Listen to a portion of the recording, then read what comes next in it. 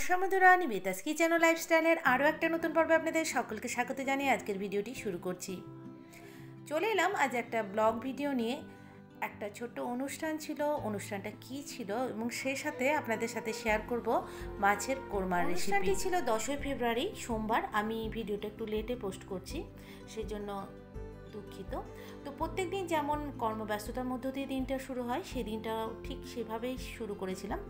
আর আমি সকালবেলা রান্না বান্না করে নিই, কারণ হাজব্যান্ড অফিসে যায়, হাজব্যান্ড অফিসে চলে গেছে এবং বাচ্চা স্কুলে চলে গেছে। আমরা আগের দিন এই অনুষ্ঠানটা করব বলে ঠিক করেছিলাম এবং সেই মতো বাজারও করে নিয়েছিলাম এবং আমরা নিজেরা কী রান্না করব সেটাও আমরা ঠিক করে নিয়েছিলাম।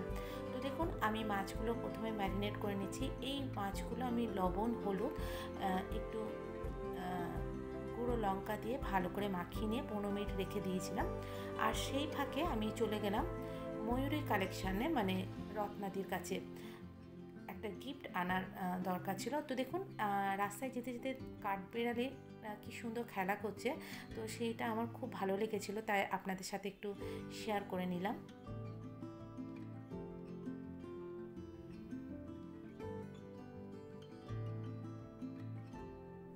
আমাদের এখানে প্রচুর গাছ, মানে আমাদের এখানে একটা মাঠ আছে, আর সেই সাথে সবাই বাড়িতে বিভিন্ন ধরনের গাছ লাগিয়েছে, আর প্রচণ্ড এখানে কাঠবেড়ালি আছে, ভীষণ সুন্দর লাগে। সেটাই আপনাদের সাথে একটু শেয়ার করলাম। পৌঁছে গেছি ময়ূরী কালেকশানে, রত্নাদির কাছে।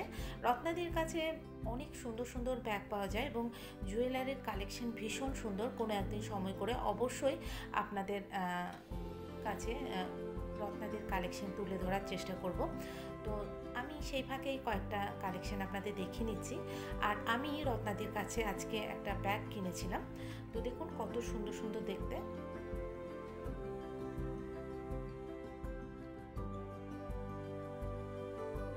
খুব কাছেই রত্নাদির বাড়ি, মাত্র 15-20 মিনিট আমার সময়টা গেছিলো এবং এসে আমি রান্নায় লেগে পড়লাম। তো প্রথমে আমি চাটনি বানিয়ে নেবো। আমি চাটনি, কোরমা আর একটু বিট বাটা বানাবো। তো দেখুন, আমি টমেটোটা কেটে চাটনিতে যে সমস্ত লাগে সমস্ত দেখুন আমি কেটে চাটনিটা আমি বসিয়ে দিচ্ছি।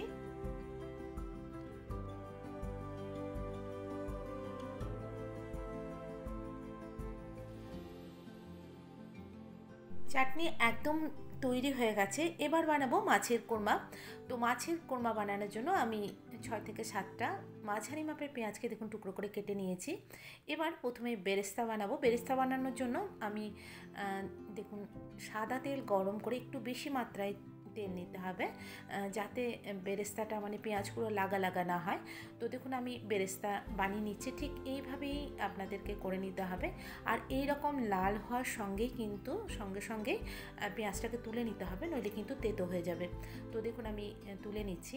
এবার যে তেলটা বাকি থাকবে, আমি এতটা তেল দিয়ে রান্না করব না, আমি খানিকটা এই মধ্য থেকে তেলটা আমি তুলে নেব। আর এই রেসিপিটা অবশ্যই সাদা তেল দিয়েই বানাবেন, তাহলে কিন্তু খেতে বেশ ভালো হয়।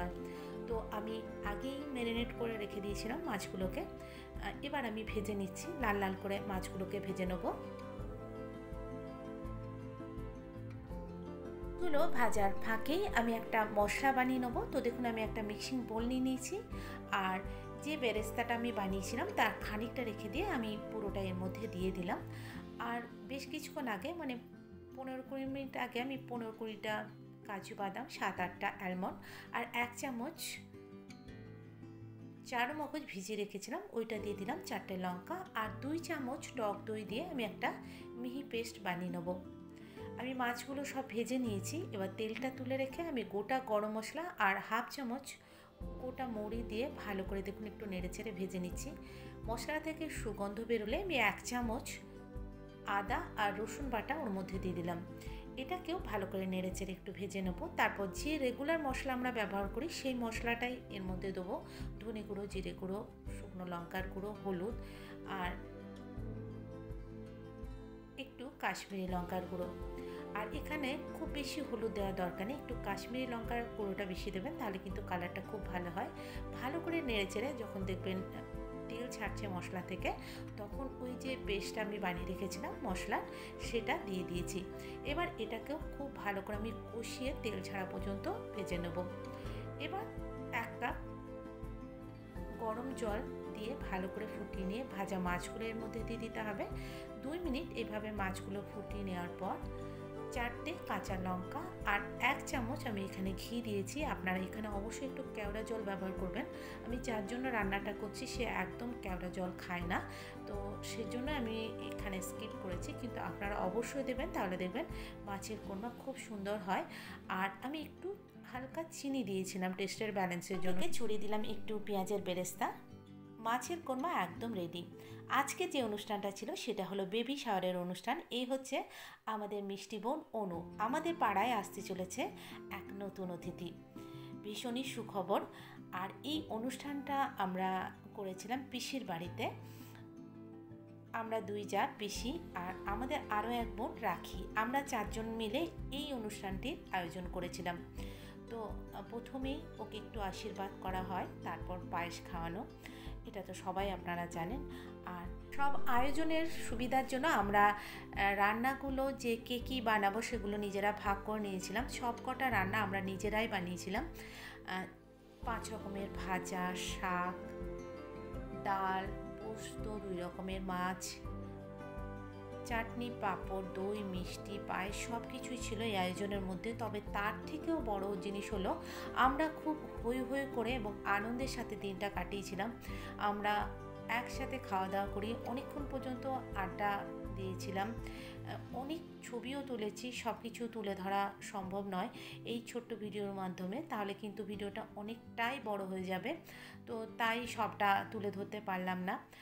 ভগবানের কাছে প্রার্থনা করি যে পৃথিবীতে আসছে সে যেন খুব সুস্থভাবে আসে, মা বাচ্চা দুজনে যেন ভীষণ ভীষণ ভালো থাকে। আপনারা সকলেই আশীর্বাদ করুন অনুকে এবং যে আসছে তাকেও। আমার আজকের ভিডিও কেমন লাগলো অবশ্যই জানাবেন। ভালো লাগলে লাইক, কমেন্ট এবং শেয়ার করবেন। নতুন বন্ধু হয়ে থাকলে চ্যানেলটি সাবস্ক্রাইব করে পাশে দেওয়া অল বাটনটি ক্লিক করে দেবেন, তাহলে আমার পরবর্তী ভিডিও খুব সহজেই আপনারা পেয়ে যাবেন। পরবর্তী ভিডিওতে আবারও দেখা হবে। আপনারা সুস্থ থাকবেন, ভালো থাকবেন। আজকের মতো বিদায় নিচ্ছি। আপনাদের অনেক অনেক ধন্যবাদ।